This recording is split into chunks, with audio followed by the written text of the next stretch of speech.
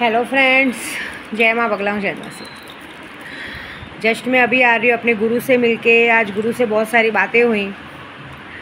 बहुत अच्छा काम है। कल शमशान विधि है, सबको कहूँगी, क्योंकि मैं जिस शमशान में जा रही हूँ पूजा करने, उस शमशान में मैंने एक बार पूजा करके बीएमसी के एक आदमी को चौथे फ्लोर से नीचे गिराया था। मतलब ऐसा पूजा की थी कि चौथे फ्लोर से नीचे गिरा था। और कुछ लोगों को कल सबक सिखाना है। क्या सबक सिखाएगी विद्या देवी, आप बताओ। मैं तो एक बात सोचती हूँ कि मुझे लगता है कि हमसे बड़े बड़े तांत्रिक पैदा हो गए हैं। आज मुझे मेरे पति की वजह से मुझे इतनी सारी बातें सुननी पड़ी मेरे गुरु से। आप लोग को पता है हमारा काम बहुत रिस्की होता है, हमारे जीवन का कोई भरोसा नहीं रहता। मेरे गुरु ने कहा है हमारा काम इतना रिस्की होता है, आज है कल नहीं है, कभी भी, क्योंकि हम लोगों का मारण क्रिया, मारण मोहन वशीकरण का काम लेते हैं। कितनी बार वो बंदा मेरे सामने आया है, मैंने उसको बैठ के एक ही बात समझाया, खाओ पियो मत रहो, जो खाना पीना है खाओ पियो मत रहो, लेकिन हमारी पूजा के बीच में मत आओ, पूजा विधि में बीच में मत आओ, पूजा विधि में अर्चन मत डालो। 50 बार समझाने के बाद भी अगर वो आदमी ऐसी गलती करता है तो उसे क्या कह सकते हैं।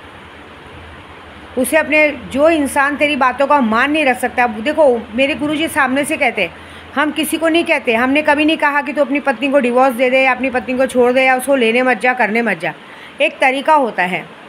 एक इंसान 2.5 महीने बाद यात्रा से आ रहा है, ऑलरेडी पैसों की प्रॉब्लम है, इतना सारा खर्चा करके आ रहा है, तुमको जाने का है, तुम जाओ, तुमको 2.5 महीने में इतना सारा पैसा दिया है, तुम्हारे 5 साल के बच्चे के पास सर से लेकर पाँव तक कम से कम गहने हैं, तुमको अगर अपने साले के लोगों को गहना देना दो, तुम्हारा गहना देख के उन लोगों की उनकी आंखें बदल जाती, लालच हो जाती है।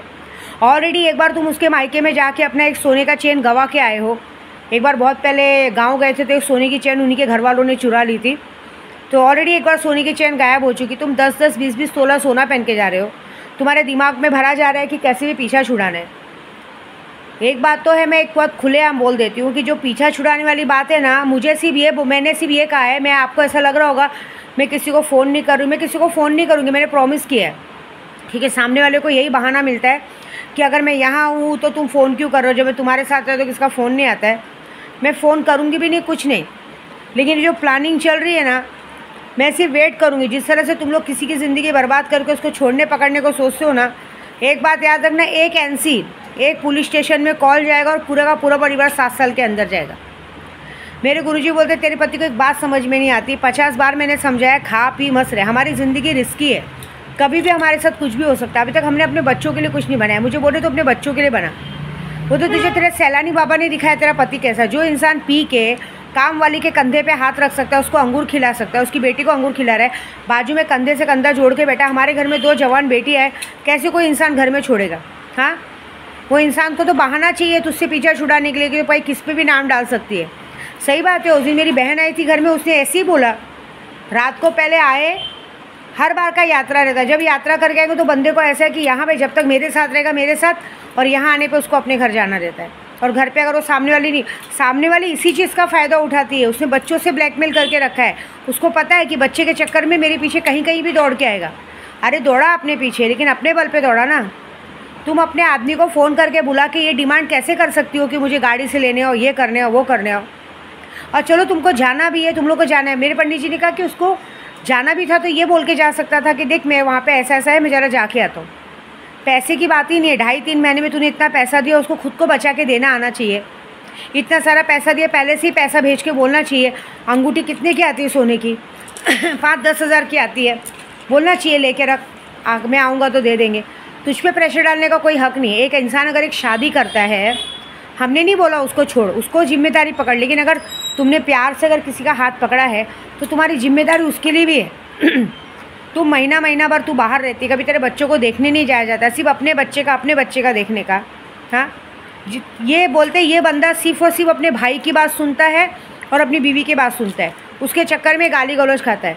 उसका बड़ा भाई, मैं बता रहा हूँ, बोलते 6 साल से वो तेरे से पीछा छुड़ाने पे लगा हुआ है।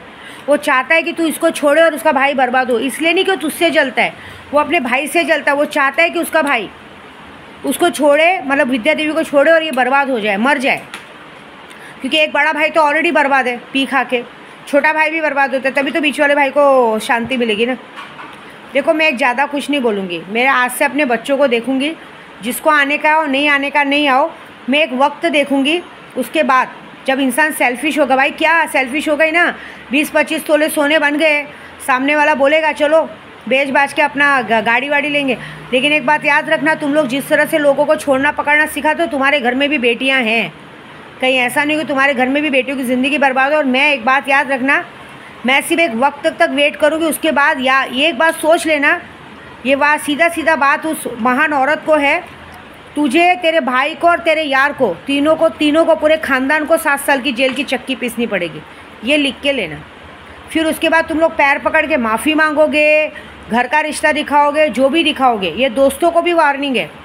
एक बात याद रखना, गेहूं के साथ घुन पिसता है। जो दोस्त लोग आज की तारीख में गे वाली हरकत करे, एक बात याद रखना कि तुम लोग फिर कोई नहीं बचोगे, सबके साथ 7 साल की जेल में जाओगे। और एक बार का हो गया ना, एक बार जेल चले गए ना, फिर कोई बचा नहीं सकता। फिर तुम्हारे बच्चे भी नशेड़ी गजड़ी बन के रास्ते में घूमेंगे। तुम लोग को किसी के बीच में आने से पहले सोचना चाहिए। और मेरे पंडित जी ने बोला, जो सामने वाला इंसान किसी के बारे में नहीं सोच सकता, तेरे बारे में क्या सोचेगा। तू किसी को फ़ोन वोन मत कर, तू शांत बैठ, अपने पूजा में ध्यान दे, तो अपनी यात्रा पे जा, बाकी हम देखते हैं। क्योंकि अभी इन लोगों को कैसा है ना, ये जो परिवार के नाम पे बोलते सामने वाला राजा आदमी है। मैंने खुद देखा है, पीने खाने में सिर्फ वो थोड़ा सा वो हो जाता है। लेकिन मैंने बोला पीने खाने के बाद हमारे रमेश भाई भी सब लोग बैठे थे। पीने खाने के बाद जब घर से फ़ोन आता तब इंसान वो करता है हरकत। कोई बात नहीं, जैसी करनी वैसी भरनी, जो करना है करो। मैं इतना वादा ज़रूर कर रही हूँ कि तुम लोग जो करोगे उसके आगे सोच के चलना कि तुम्हारे साथ फिर जो होगा वो बचने लायक नहीं होगा। फिर तुम लोग उससे माफ़ी भी मांगोगे ना, तो तुम्हारे को बचाया नहीं जाएगा। फिर तुम्हारे साथ जो होगा उसकी करने की सज़ा तुम्हारी। ठीक है, मैं ज़्यादा नहीं बोलूँगी।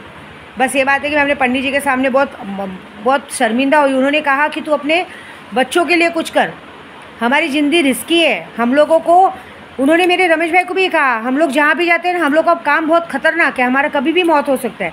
हम सामने वाले को बोलते हैं तुम लोग खाओ पियो मस्त रहो, खा पी के ऐश करो ना, लेकिन हमको हमारी पूजा करने दो। लेकिन नहीं, सामने वाले को बोलते आज तूने कल उसके बाप को बोला, भाई को बोला, सबको बोला, तो बुरा लगा ना। तो जब उसी भाई बाप और बीवी के लिए हमें गाली दी जाती है तो कैसा लगेगा। कभी हमारे बच्चों के लिए सोचा है? नहीं ना। यहाँ पे किसी को फ़र्क नहीं पड़ता है। सामने वाला ब्लैकमेल करके बुलाएगा, तुम्हें तो आना पड़ेगा, तुम तो उसी की सुनते हो, नहीं आएंगे, ऐसा हो जाएगा वैसा हो जाएगा। कोई बात नहीं, अब तुम्हें आना पड़ेगा, तुम ही संभालना। एक बात याद रखना, ये छोड़ना पकड़ना रिश्तेदारी कोई भी आसान काम नहीं है। जिस दिन छोड़ना पकड़ने का नौबत आएगा ना, उस दिन मौत की सज़ा मिलेगी, सबकी मौत की सज़ा मिलेगी। और बाकी का जो है, बाकी का एक बात याद रखना, जिस दिन मुझे ऐसा लगेगा कि अब ये लोग कुछ ज़्यादा अति कर रहे हैं, उसके बाद तुम देख लेना, मैं उस दिन दिखूंगी भी नहीं, मैं यात्रा पे रहूँगी। और यहाँ से तुम्हें पुलिस उठा के ले जाके 7 साल के लिए अंदर डाल देगी।